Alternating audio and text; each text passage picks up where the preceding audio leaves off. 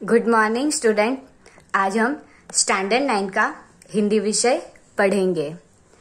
आज revision test में हमारा नया प्रश्न है। प्रश्नों के एक एक वाक्य में उत्तर लिखो। पहला प्रश्न है, कवि नित्य कैसी आराधना चाहते हैं? उत्तर लिखेंगे हम इस प्रकार, जिसमें सत्य, सुंदर और मांगल्य की भावना हो, कवि ऐसी आराधना चाहते हैं। दूसरा प्रश्न हो, कवि कैसी मनोकामना चाहते हैं? यानी मनोकामना यानी कि हमारे मन की इच्छा। उत्तर है, दुखी लोग दुखों से मुक्त हो, यानी कि जो गरीब लोग हैं उन्हें कोई भी दुख ना हो और वो लोग दुख से मुक्त हो जाए, यानी कि उसके जो सारे दुख है वो चले जाए, ऐसी मनोकामना कवि चाहते हैं। आगे का प्रश्न है, कवि दुर्बलों के रक्षणार्थ किसकी साधना चाहते हैं? दुर्बल यानी कि जो पीड़ित है, यानी कि जिस पर अत्याचार हो रहे हैं उसे क्या बोला गया है? दुर्बल।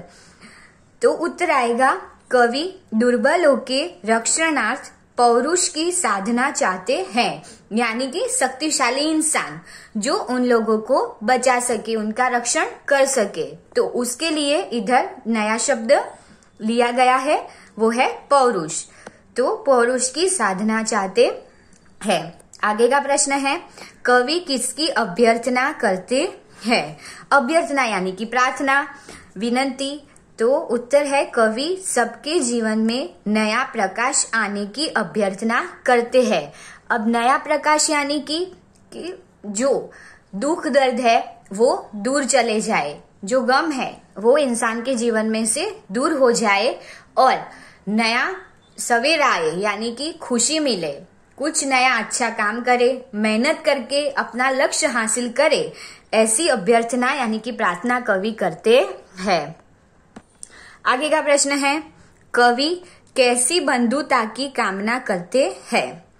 उत्तर इस प्रकार लिखेंगे, कवि ऐसी बंधुता की कामना करते हैं जिसमें सब स्वतंत्र होकर भी भाईचारे की भावना से जुड़े हो, यानी कि हम सब रहते अलग अलग है, हमारा मन अलग तरह से सोचता है, पर हमारे मन में क्या होनी चाहिए? सबके प्रति सम्मान की भावना, यानी कि कोई इंसान को हमें छोटा नहीं समझना चाहिए, सबका सम्मान करना चाहिए, सबके प्रति हमें इंसानियत की भावना है वो दिखानी चाहिए, किसी भी इंसान का अपमान नहीं करना चाहिए।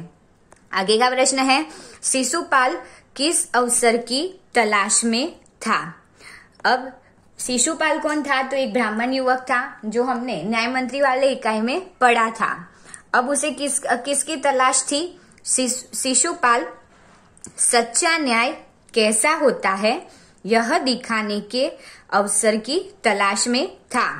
अब शिशुपाल को क्या था, वो विदेशी जो उसके वहां आया था या परदेशी कोई आया था, उससे वो बात कर रहा था कि अभी देश में या राज्य में जो व्यवस्था है और न्याय का जो तंत्र है वो ठीक से काम नहीं कर रहा है। तब उसे वो विदेशी समझाता है कि कुछ भी बोलना आसान है, पर जब कर दिखाने की बारी आती है तो वो बहुत कठिन होता है। अब शिशुपाल भी सामने होशियार था, इसीलिए उसने बोला कि मुझे भी कुछ कर दिखाने का अवसर मिले तो मैं बता दूं कि न्याय किसे कहते हैं। इसीलिए उसे न्याय व्यवस्था के बारे में कुछ दिखाने की इच्छा थी, इसीलिए वो मौके की तलाश में, अवसर यानी मौके की तलाश में था। आगे का प्रश्न है, शिशुपाल ने अपने घर का दरवाजा क्यों खोल दिया? उत्तर है, एक अतिथि शाम के अंधेरे में आश्रय के लिए आया देखकर शिशुपाल ने अपने घर का दरवाजा खोल दिया। अब शाम का समय था, अब एक अतिथि ने यानी कि एक मेहमान ने शिशुपाल के वहां क्या मांगा था? आश्रय मांगा था, यानी कि रात काटने के लिए कहा था कि मैं आपके घर रात काट सकता हूँ। अब भारतीय संस्कृति है, उसकी परंपरा रही है कि अतिथि देवो भव, यानी कि मेहमान को क्या माना जाता था? भगवान माना जाता था। तो यही परंपरा का पालन करते हुए शिशुपाल ने वो अतिथि को क्या दिया? आश्रय, यानी कि घर में रहने की जगह दी। आगे का प्रश्न है, न्याय के विषय में शिशुपाल के क्या विचार थे? अब क्या विचार थे? उत्तर है, शिशुपाल मानता था कि न्याय ऐसा हो कि कोई अन्याय और अपराध करने का साहस न कर सके। यानी कि न्याय ऐसा करना चाहिए हमें कि किसी के साथ अन्याय ना हो, यानी कि न्याय में सबको समान रखना चाहिए, भले वो गरीब हो, अमीर हो, या राजा हो, या कोई भी आम जनता हो, सबके लिए न्याय समान होना चाहिए। और कि कोई ने, यानी कि किसी ने भी कोई ऐसा अपराध किया हो तो उसे ऐसी सजा देनी चाहिए कि दूसरों के लिए वो एक उदाहरण बन जाए। तो कोई ये उदाहरण सोच के भी कोई भी गुनाह करने का अपराध ना करे, यानी कि भूल ना करे। आगे का प्रश्न है, परदेसी कौन था, उसने दूसरे दिन क्या किया? अब शिशुपाल के घर जो परदेसी आया था, जिसने शिशुपाल को आश्रय दिया था, वो कौन था? तो परदेसी स्वयं सम्राट अशोक था। दूसरे दिन सुबह उठकर परदेसी ने शिशुपाल को धन्यवाद देकर उसे विदा ली, यानी कि वहां से चला गया। आगे का प्रश्न समझते हैं। सम्राट अशोक ने शिशुपाल को राजमुद्रा क्यों दी? क्यों दी थी सम्राट अशोक ने राजमुद्रा? उत्तर देखते हैं। सम्राट अशोक ने शिशुपाल को न्याय मंत्री के पद पर नियुक्ति के रूप में राजमुद्रा दी। अब क्या हुआ था कि शिशुपाल ने सब न्याय व्यवस्था के बारे में बोला। दूसरे दिन विदेशी था वो वहां से चला गया, या परदेसी था वो वहां से चला गया। फिर क्या होता है कि एक थोड़े दिन के बाद कुछ सिपाही आते हैं और शिशुपाल को राजा के वहां ले जाते हैं। अब तब तक उसे कुछ पता नहीं था, वो तो थोड़ा घबराया हुआ था। जब राज दरबार में जाके देखता है तो उसे कौन दिखाई देता है कि जिस परदेशी को उन्होंने आश्रय दिया था वो स्वयं सम्राट अशोक थे। तब सम्राट अशोक शिशुपाल को न्याय मंत्री के रूप में नियुक्त करते हैं और अपने राज्य की निशानी के तौर पर उन्हें राजमुद्रा देते हैं। अब राजमुद्रा में भी क्या देते हैं वो भी हमने समझा था, अंगूठी देते हैं। आगे का प्रश्न है, राज्य में न्याय के विषय में परिस्थितियां कैसे बदल गई? उत्तर देखते हैं। शिशुपाल ने न्याय मंत्री बनते ही राज्य में पूरी तरह से शांति रहने लगी, किसी को किसी प्रकार का भय न रहा। अब शिशुपाल जब न्याय मंत्री बने तो उन्होंने न्याय व्यवस्था ही ऐसी कर दी कि किसी के साथ अन्याय ना हो, और जो भी इंसान अपराध करने का सोचे तो उसे कड़ी से कड़ी सजा दी जाती थी। आगे का प्रश्न है, पहरेदार की हत्या होने पर शिशुपाल की स्थिति कैसी हो गई? कैसी हो गई थी? पहरेदार की हत्या होने पर शिशुपाल की नींद उड़ गई और अपराधी का पता लगाने के लिए उन्होंने रात दिन एक कर दिए। अब क्या हुआ था कि शिशुपाल के न्याय मंत्री बनते ही थोड़े समय में एक सिपाही की हत्या हो गई। अब उन्होंने बहुत ढूंढा, एक तो पहले तो उनकी नींद है वो उड़ गई थी, यानी कि उन्होंने उसको बहुत चिंता होने लगी कि मैं न्याय मंत्री हूँ और मैं पद पर हूँ, और उसी समय क्या हुआ था, एक हत्या हो गई थी, यानी कि इतना बड़ा गुनाह हो गया था। इसीलिए फिर वो रात दिन एक करके, यानी कि कड़ी मेहनत करके उन्होंने क्या किया, अपराधी का पता लगाने में जुट गए। आगे का प्रश्न है, अपराधी का पता चलने पर शिशुपाल ने क्या किया? अब उत्तर लिखेंगे। अपराधी का पता चलने पर शिशुपाल ने सम्राट अशोक को गिरफ्तार करने का आदेश दिया। अब क्यों सम्राट अशोक को गिरफ्तार करने का आदेश दिया? क्योंकि शिशुपाल की हत्या किसने की थी? सम्राट अशोक ने की थी, इसीलिए उन्हें गिरफ्तार करने का आदेश दिया गया था। आगे का प्रश्न है, आज समाचार पत्र में कौन कौन से समाचार भरे रहते हैं? उत्तर समझते हैं। आज समाचार पत्र में चोरी, डकैती, तस्करी और भ्रष्टाचार के समाचार भरे रहते हैं। यानी कि हम जब न्यूज़पेपर, समाचार पत्र यानी न्यूज़पेपर खोलते हैं तो कौन कौन से समाचार आते हैं उसमें, यानी कि कौन कौन से न्यूज आते हैं, तो उसकी बात की गई है। आगे का प्रश्न है, देश का वातावरण आज कैसा बन गया है? उत्तर देखते हैं। देश का वातावरण आज ऐसा बन गया है कि लगता है देश में कोई ईमानदार आदमी नहीं बचा है, क्योंकि सब जगह भ्रष्टाचार चलता रहता है। कोई किसी ना किसी तरह से इंसान के पास से पैसे लेने के लिए कोई ना कोई काम करता ही रहता है। इसीलिए कई बार ऐसा लगता है कि अभी ईमानदारी इस दुनिया से चली गई है। आगे का प्रश्न है, भारतवर्ष ने किसको अधिक महत्व दिया है? उत्तर है, भारतवर्ष ने भौतिक वस्तुओं के संग्रह को नहीं परंतु धर्म और आध्यात्मिकता को अधिक महत्व दिया है। यानी भौतिक वस्तु, यानी कि हमने समझा था कि जो हमारे सुख सुविधा की जो वस्तुएं हैं उसे क्या बोलते हैं? भौतिक वस्तुएं। उसमें सोना चांदी है, फिर हमारी जो प्रॉपर्टी है, जमीन जायदाद है, फोन है, जो हम कोई भी हमारे मौज शौक के लिए जो चीजें यूज करते हैं उसे भौतिक वस्तुएं बोला जा सकता है। तो भारत में या हमारे शास्त्रों में ऐसी वस्तुओं को स्वीकार नहीं किया गया है। धर्म और आध्यात्मिकता, यानी कि भगवान का नाम दे, दूसरों की मदद करे, सच बोले, ऐसी चीजों को महत्व ज्यादा दिया गया है। आगे का प्रश्न है, मनुष्य के मन में कौन कौन से विकार है? विकार यानी कि जो अच्छी बात नहीं है, बुरी बात है, उसकी बात की गई है। तो मनुष्य के मन में काम, क्रोध, लोभ, मोह आदि विकार है। भारतवर्ष किसको धर्म के रूप में देखता आ रहा है? उत्तर लिखेंगे, भारतवर्ष कानून को धर्म के रूप में देखता आ रहा है। यानी कि कानून व्यवस्था है, हमारी न्याय व्यवस्था है, इसमें भी धर्म को जगह दी गई है। यानी कि कानून से ही, कानून का जितना महत्व है उतना ही धर्म को महत्व दिया गया है, क्योंकि भारत पहले से आध्यात्मिक दृष्टि से जुड़ा हुआ देश है। आगे का प्रश्न समझते हैं, धर्म और कानून में क्या अंतर है? तो उत्तर लिखेंगे, धर्म और कानून में यह अंतर है कि धर्म को धोखा नहीं दिया जा सकता, कानून को धोखा दिया जा सकता है।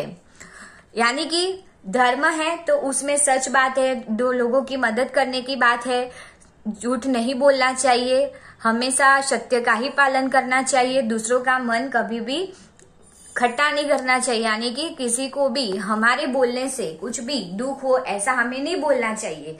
ये सब धर्म में आता है। अब कानून है तो कानून में क्या होता है कि हम पैसे देकर भी कोई भी चीज है वो खरीद सकते हैं। कोई भी अपराधी हो फिर भी उसे बचाना है तो भी हम क्या कर सकते हैं, झूठे गवाह या झूठे जो दस्तावेज यानी कि डॉक्यूमेंट्स है वो क्या कर सकते हैं, पेश करके कानून को हम धोखा दे सकते हैं, पर धर्म को धोखा नहीं दे सकते हैं। आगे का प्रश्न है, धन संपत्ति किसके लिए है? उत्तर है, धन संपत्ति परोपकार के लिए है। अभी हमने प्रश्न किस प्रकार समझा था कि जब कृष्ण यानी कि कृष्ण भगवान कर्ण को महाभारत के युद्ध में पांडवों के साथ रहने का बोलते हैं, वहां तब उसे समझाने चाहते हैं, तब कर्ण मना कर देता है क्योंकि मैं अपने मित्र दुर्योधन का ही साथ दूंगा और ये सब जो है, मैं ऐसा राजा हूँ गरुड़ जैसा कि गरुड़ पक्षियों का राजा है, फिर भी वो क्या करता है, महलों में नहीं रहता। तो मैं भी एक ऐसा ही राजा हूँ कि मैं राजा होकर भी मैं ये सब जिम्मेदारी नहीं उठा सकता। यानी कि मेरे पास जो धन संपत्ति है वो गरीबों की सेवा के लिए है और मैं तो ईश्वर से इतनी ही प्रार्थना करता हूँ कि जब तक मैं जिंदा रहूं तब तक मैं दान करता रहूं। यानी कि मेरी संपत्ति का उपयोग दान करने के लिए होता रहे, इसीलिए परोपकार के लिए है। आगे का प्रश्न है, सुख समृद्धि के अधीन मानव का क्या होता है?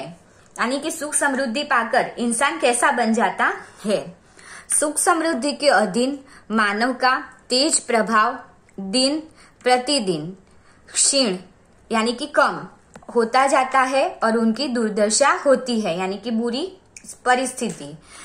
जब सुख समृद्धि आने लगती है, जो आलसी मनुष्य है उसके पास शायद ऐसी सुख संपत्ति आ गई तो क्या होगा कि वो धीरे धीरे मेहनत करना छोड़ देगा और फिर क्या होगा, उसकी दुर्दशा यानी कि उसका विनाश हो जाएगा।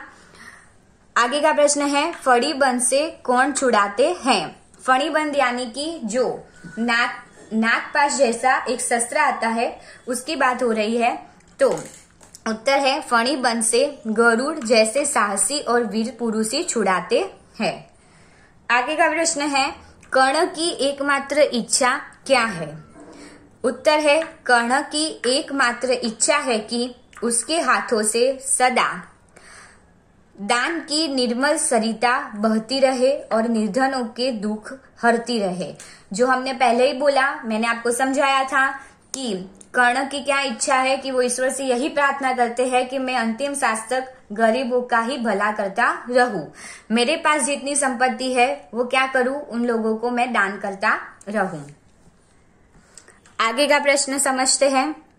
किस तरह के लोग कंचन का भार नहीं ढोते? कंचन यानी कि सोना, गोल्ड। तो उत्तर आएगा कर्ण जैसे दानी पुरुष कंचन का भार नहीं ढोते।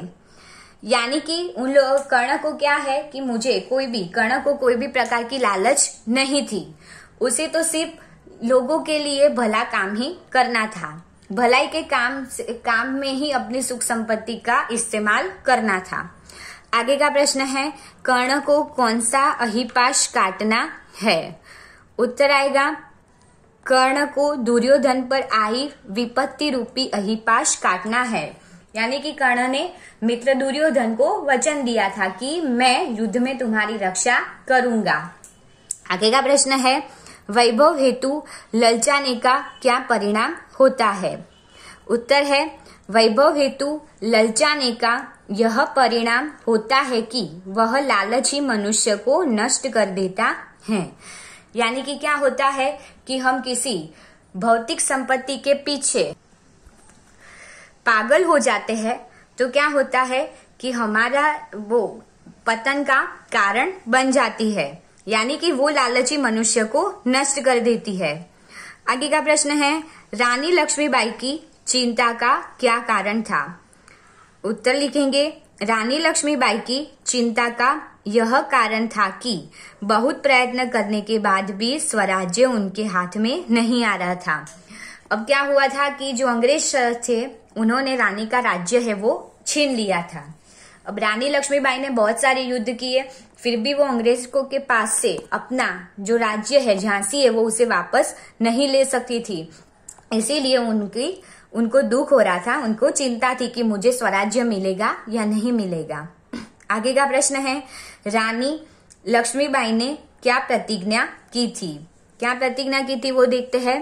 रानी लक्ष्मीबाई ने झांसी को फिर से जीत लेने की प्रतिज्ञा की थी और दूसरा भी बोला था कि मैं अपनी झांसी किसी को नहीं दूंगी। आगे का प्रश्न है, जूही तात्या यानी कि सेनापति का पक्ष क्यों लेती है? उत्तर है जूही सेनापति तात्या का पक्ष लेती है क्योंकि वह उससे प्रेम करती है। आगे का प्रश्न है, जूही अपनी कला को किनके गले की फांसी नहीं बना सकती? तो उत्तर आएगा जूही अपनी कला को विलासिता में डूबे हुए लोगों के गले की फांसी नहीं बना सकती। यानी कि जूही क्या थी? अच्छी नृत्यांगना थी, यानी कि उसका नृत्य था बहुत अच्छा था।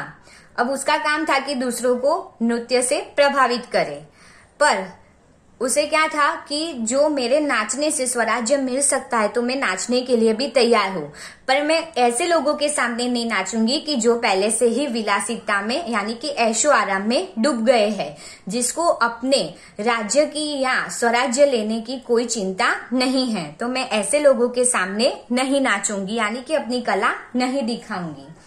आगे का प्रश्न है, युद्ध में जाते समय मुंदर ने रानी के सामने क्या इच्छा प्रकट की? मुंदर कौन था? मुंदर कौन थी कि जो रानी लक्ष्मीबाई थी उसकी सखी, सहेली या दासी बोल सकते हैं। तो युद्ध में जाते समय मुंदर ने रानी के साथ रहने की इच्छा प्रकट की। यानी कि मुंदर की क्या इच्छा थी कि युद्ध में वो रानी का साथ दे और उसकी रक्षा करे। स्टूडेंट, आप लोगों ने रिवीजन टेस्ट का प्रश्न एक एक वाक्य में उत्तर दीजिए, ध्यानपूर्वक सुना होगा और समझा होगा। Thank you.